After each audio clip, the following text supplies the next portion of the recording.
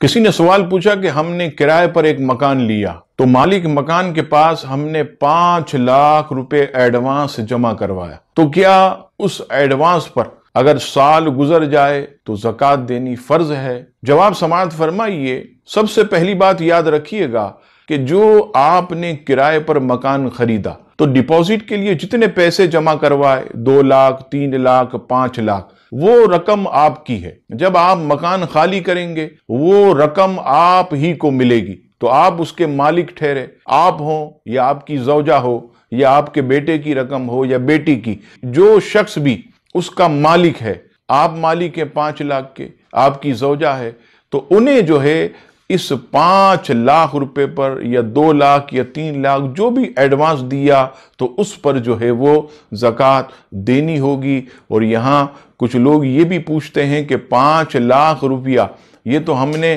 Advance دے دیا، اب ہمارے پاس اتنی گنجائش نہیں کہ ہم جو ہے زکوٰۃ اس پر دیں، تقریباً جو ہے 12,500 روپے یہ زکوٰۃ بنتی۔ تو ایسے لوگوں کو میں مشورہ دیتا ہوں کہ آپ جو ہے ہر مہینے خاص جو خرچ ہے اخراجات میں سے 1,000 روپے آپ ہر مہینے علیحدہ کر دیں۔ 1,000 روپے آپ علیحدہ کر دیں گے تو جب ماہ رمضان آئے گا 12 مہینے کے بعد 12,000 روپے آپ کے پاس جمع ہوں، 500 روپے اور ملا کر آپ بآسانی زکوٰۃ دے سکتے ہیں۔ اور اگر یہ بھی نہیں ہو سکتا تو یاد رکھیے گا قرض لے کر بھی زکوٰۃ جو ہے وہ دینی ہوگی، یہ وہ فریضہ ہے جسے آپ نہیں چھوڑ سکتے۔ اللہ تبارک و تعالی ہم سب کو مسائل دینیہ سمجھنے کی توفیق عطا فرمائے۔